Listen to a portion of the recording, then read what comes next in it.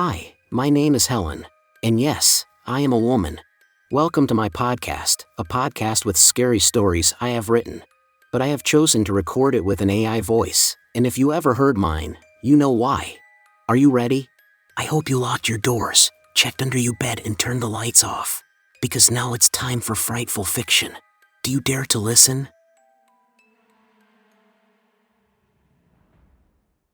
Emmy runs with the group toward the source of the scream.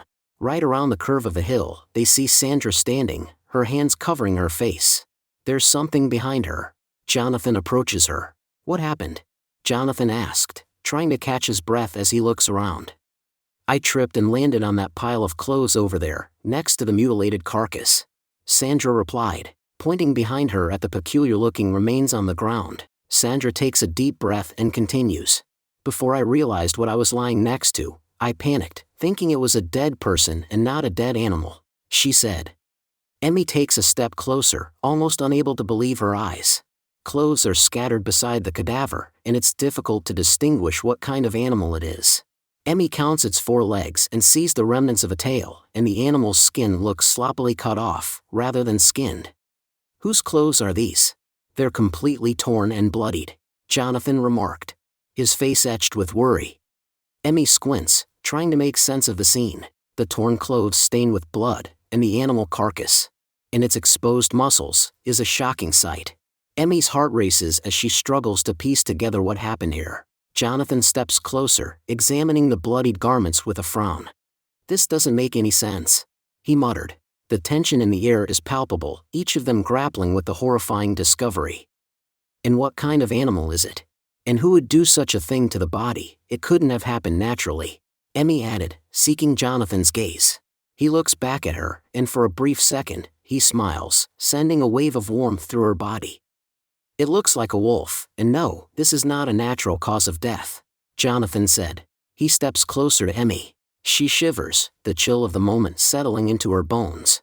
The scene is gruesome. The skinned wolf, its flesh crudely exposed, lies lifeless amid the bloodied torn clothes.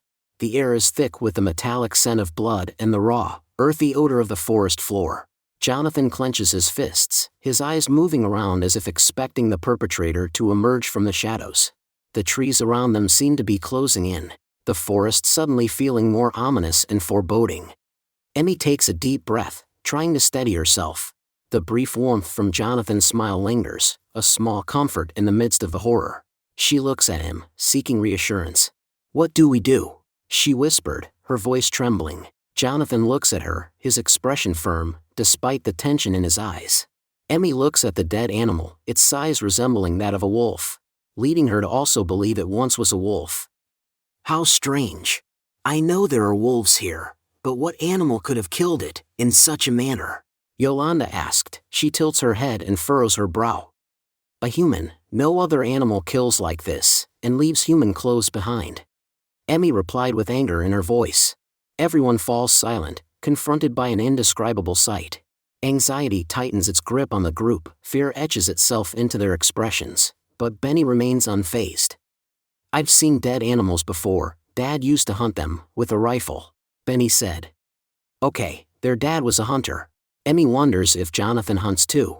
She imagines him with a rifle and hunting gear. The image suits him perfectly. She looks at him, standing resolute, with determination evident on his face. And then he meets her gaze and he smiles again. Emmy discreetly shakes her head. She can't focus on Jonathan right now, even though just the thought of him makes her momentarily forget about the mutilated wolf and the cold forest they're stuck in. Yolanda takes a deep breath.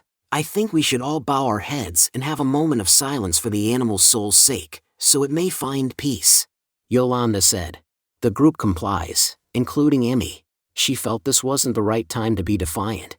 The minute feels like an eternity. Thoughts whirl in her head. Whose clothes are on the ground? Could they belong to someone from the group? Or is there someone else out here in the forest, roaming around, killing animals like a total psycho? This trail isn't well traveled, except by hikers like us, who venture in groups seeking contact with the other side. But why would someone discard their bloody torn clothes next to a dead animal, and who the hell mutilated it? The whole situation is so bizarre and disturbing. Yolanda clears her throat. She carefully makes her way around the animal carcass. Passing it is challenging with the dense forest around. The rest of the group follows, but Emmy stands still, unable to tear her gaze from the dead animal. Its smooth skin and bare flesh render it eerily fragile, utterly defenseless. Emmy sees blood and what seem to be drag marks leading up to the trail. Whoever did this dragged the carcass here, but why? Because the psycho wanted us to find it, but why? To scare us? The carcass looks relatively fresh. Emmy isn't an expert on how quickly a carcass starts to decay, but this one still has most of its flesh left and doesn't smell bad. That probably means it's relatively fresh. Are you coming? Jonathan asked, facing Emmy. She meets his gaze, her heart skips a beat at his intense yet concerned expression. His eyes, slightly above hers, reflect a mix of determination and worry. Do you see that? Emmy asked, her voice barely above a whisper, her eyes never leaving Jonathan's face. Yeah, that's why I think we should hurry to the campsite. This wasn't done by a hunter. No experienced hand would skin an animal that poorly, but it must have been a person who did it. It's so sick. Jonathan replied, his voice tinged with a sense of urgency, yet softened enough for Emmy to feel calmer. Yeah, isn't it? Who does that, and wants us to see it? The person actively chose to drag the carcass here, Emmy said with unease. Jonathan takes a step toward Emmy and extends his arm, gently guiding her aside to let her pass. As she comes face to face with him, standing close, he places his left hand around her waist. For a moment, they pause, and with his right hand, he brushes some of her hair from her face. Stay close to me, Jonathan said firmly, his protective instinct evident. Emmy's heart skips another beat. She appreciates his words, feeling safe in his presence. Jonathan is tall and has a muscular build, which adds to his reassuring demeanor. Sure, she has a hunting knife with her, but it's reassuring to know that Jonathan wants to keep an eye on her. Should she take out the knife, it's packed away somewhere in her backpack. Once again, she sets her backpack on the ground and squats, starting to dig around.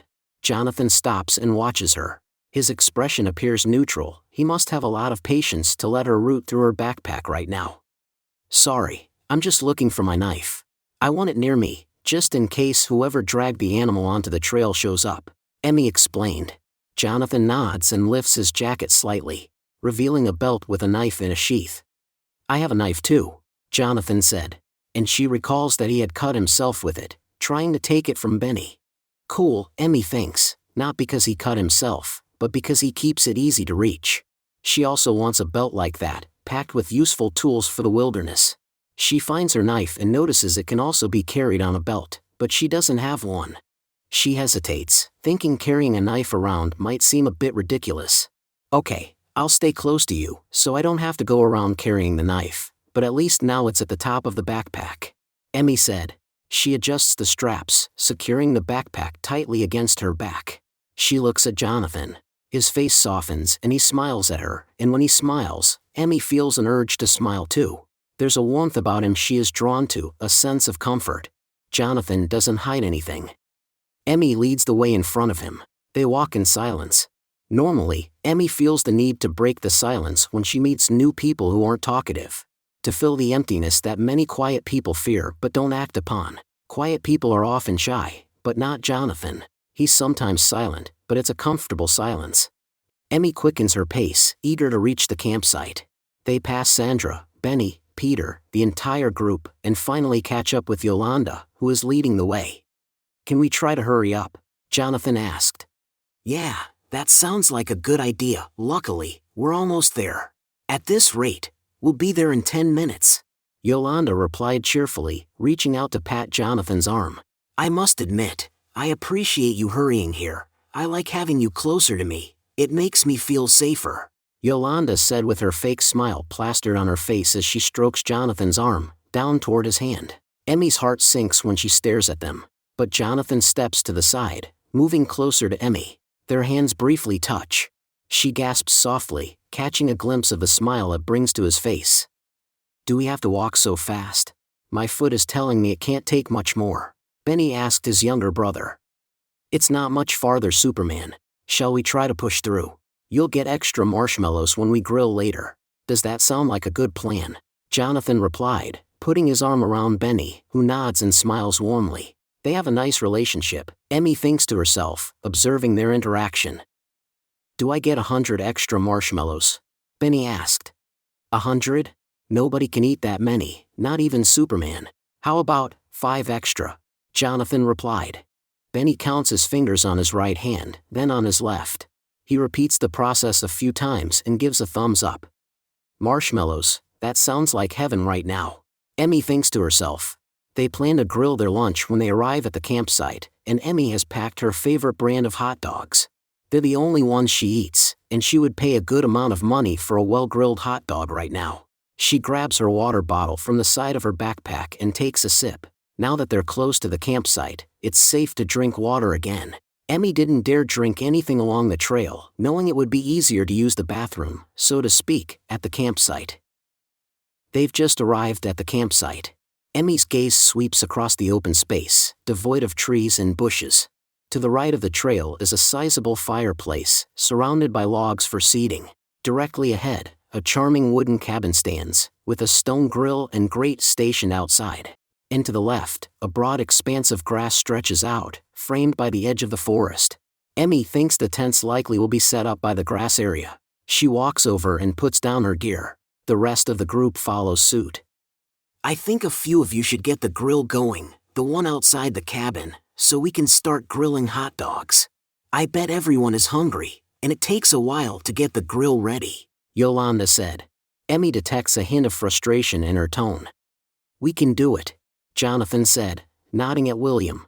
Thank you, you're so sweet to help me like that, Yolanda said, her voice suddenly soft and slightly playful, subtly emphasizing her appreciation. She lowers her head and bites her lip as she looks at Jonathan. Emmy looks down at her boots, feeling uncomfortable. Just bring us the charcoal, and we'll both help the group by starting the grill, Jonathan answered. Yolanda nods and unlocks the cabin and heaves out a bag of charcoal briquettes, which William picks up. Then Yolanda enters the cabin, and Emmy follows.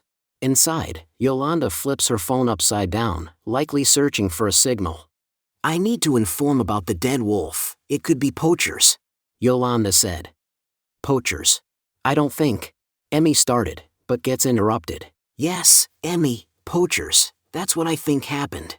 Someone shot the wolf, probably someone less experienced, who tried to salvage the animal's meat but ended up bloodied and abandoned their clothes in frustration, Yolanda said with a firm tone. She pauses, emphasizing her point. But we're not discussing this any further, she added.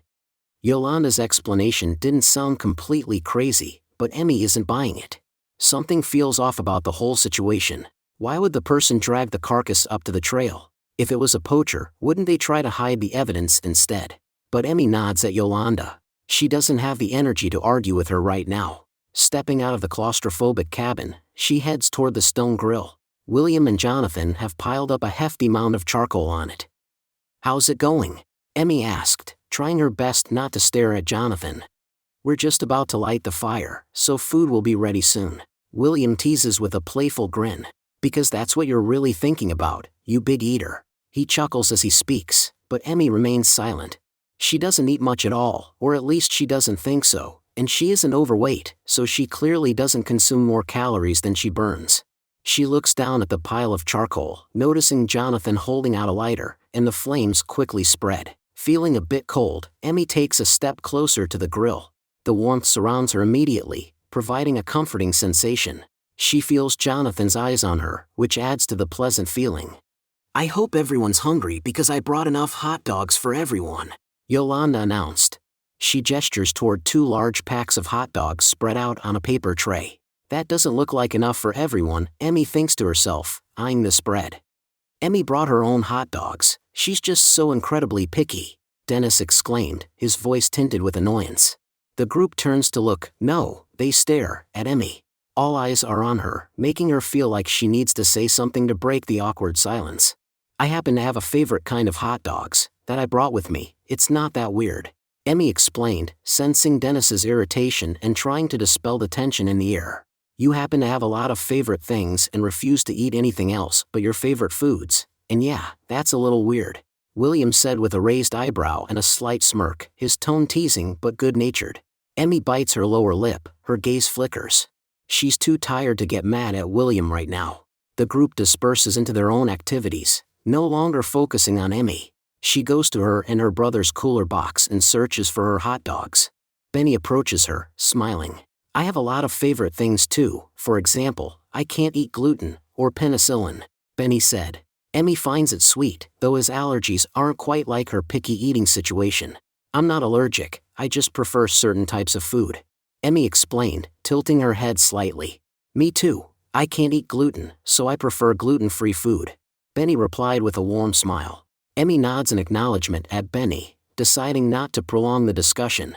She grabs her hot dogs and strides purposefully toward the grill. Glancing back, she waves at Benny, who follows her. Dennis expertly manages the hot dogs on the grill, skillfully turning them as they sizzle. Jonathan comes and sits down next to Emmy. So you're picky, yet a big eater. That's an interesting combo, I must say, Jonathan said. He gently nudges her shoulder with his own, a playful gesture. Yeah, I guess I'm a pretty interesting combo, Emmy said with a smile. Jonathan returns her smile warmly, and Emmy finds herself captivated by his charming demeanor. His smile exudes both charm and warmth, leaving her momentarily breathless. Yeah, you are. I find you very interesting, he continued, his voice sincere. The tantalizing aroma of grilled food fills the air. Emmy looks down. She's hesitant to show her enjoyment of Jonathan's company in front of her brothers. She knows they would immediately tease her, just as she once teased William when he met Linda at a bar years ago. William had splurged on a very expensive bottle of champagne and waved Linda over to join them at the table. Emmy, Dennis, and Ricky were also seated there, creating a lively atmosphere. Linda seemed impressed by the grand gesture, and the champagne flowed freely throughout the evening. Bottle after bottle, the group gradually drank themselves into a haze. At first, Emmy had teased lightly, making a few witty remarks as siblings often do. Dennis had joined in, adding to the light-hearted banter. By the end of the evening, as Linda thanked everyone and prepared to take a taxi home alone, Emmy made some cutting remarks. She insinuated that William expected something in return from Linda for lavishing money on her, implying he had already paid for her and now expected reciprocation. Emmy's comments stemmed from irritation over William's extravagant behavior and Linda's admiration of it. Both William and Linda were furious with Emmy for her unnecessary comments. Because of memories like these, William and Dennis are likely to seek payback when Emmy finally shows interest in someone. However, Linda later explained that William's intense reaction to Emmy's comments prompted her to go home with him that night. And now they live together, and that's why Emmy doesn't view her comments as particularly harmful, but William still holds a grudge against her for it. Dennis rolls hot dog after hot dog. What's everyone waiting for? The food is ready and it's self-service. But remember, over there in that corner are Emmy's hot dogs. Don't touch any of them. There are 6. She'll probably eat all of them, Dennis announced. 6 hot dogs, really? She doesn't eat that many. What's his problem? Emmy thinks to herself, feeling embarrassed. But Dennis, come on. I'm not going to eat that many, Emmy protested. Dennis shrugs nonchalantly while William shoots Emmy a disapproving glare. How many are you going to eat then? In case someone wants to try your hot dogs. So everyone knows how many need to be left for you, William asked. Emmy squirms uncomfortably. I don't know, maybe 2, she answered reluctantly. Okay, so if we leave 2 hot dogs, then the others can be shared with the rest of the group, if anyone is curious about Emmy's superior food, Dennis said, grinning mischievously. Emmy sighs, feeling embarrassed by the attention. Everyone serves themselves food. Emmy picks up 2 hot dogs and settles on a bench away from the group. She eats in silence, while others chat. Yolanda joins Jonathan nearby, giggling at something he said. Emmy feels a pang of loneliness and sadness. She watches as Sandra helps herself to one of her hot dogs, followed by Peter taking another. Jonathan gets up and takes one as well. Emmy feels a twinge of regret. She really wants to eat one more, but it's become too awkward now. With only 1 hot dog left, she hesitates, unable to bring herself to take it. Why did she only say 2? Normally, she eats 3. Jonathan comes over to her and sits down beside her. He extends the hot dog toward her, offering it with a gentle smile. Here you go, he said softly. Emmy hesitates for a moment, feeling embarrassed by the situation. But finally, she takes the hot dog. It feels less awkward than she expected. Thanks. I actually wanted another one. I was just about to get one, Emmy lied, trying to cover up her initial reluctance. I'm full, but there's always room for marshmallows, so I'll be eating a lot of those soon. How about you? Jonathan asked. Yeah, me too. Emmy agrees with a small smile. As darkness fell, a crisp chill settled over the campsite. Emmy and her brothers quickly set up their tent, managing to do so without much fuss, which was a relief to Emmy. She didn't have the energy for any more bickering. The tent was divided into 2 bedrooms, one on the left for Emmy and one on the right for her brothers, with a small hallway between them where they stored all their gear. Emmy made sure all the mosquito nets were securely closed. She couldn't help but feel anxious every time one of her brothers needed to enter or leave the tent. "Don't forget to close it behind you," she reminded them repeatedly throughout the afternoon. Emmy lies in her bedroom, her phone fully charged from the solar charger she used earlier. Now she can use her phone without worrying about the battery. She watches a movie she had downloaded, knowing dinner time is approaching soon. Spending some time alone was much needed, but now she feels the urge to socialize again. Turning off the movie, Emmy gets up and crawls out of the tent. She had layered on more clothes earlier, anticipating the dropping temperature. It must be below freezing by now. All the stars in the night sky twinkle, and the full moon casts a soft glow over the otherwise pitch-black forest. Emmy hears the voices of the group emanating from the campfire and decides to join them. Suddenly, a sound catches her attention from behind, branches breaking. Emmy quickly turns around, her hand instinctively reaching into her pocket for the flashlight. With a click, it illuminates brightly, casting its beam far into the darkness. Emmy had done her research on flashlights and acquired 2 of the best ones she could find. You can never be too prepared, she thinks to herself. As she walks back toward the tents, a knot tightens in Emmy's stomach. Should she go and alert the others? What if the wild animal, or worse, the person, maybe even the psychopath that killed the wolf, is lurking at the edge of the forest? They might vanish if she fetches the group, only to return when they least expect it. Or perhaps it's all just her imagination, playing tricks on her. Or more likely, it's just a shy and harmless animal. Emmy hesitates to raise the alarm over something that might have already slipped away into the darkness of the night. Yet, she hears movement again. There's definitely something stirring over there, at the edge where the clearing meets the forest. Emmy halts, barely breathing, listening intently. What's the best course of action? Should she gather the others? Investigate on her own? Maybe retrieve the knife, just in case? Emmy heads toward her tent, carefully unzips it, and crawls inside to get the knife from a side pocket in her bedroom. Gripping the knife firmly, she feels reassured. She exits the tent without closing it, avoiding unnecessary noise. Moving toward the edge of the forest, she shines her flashlight ahead. There, she spots something, a figure, a man. He stands partly concealed behind a tree, partly visible in the beam of her light. Their eyes lock. She doesn't recognize him, he doesn't belong to their group. The man starts to walk straight toward her.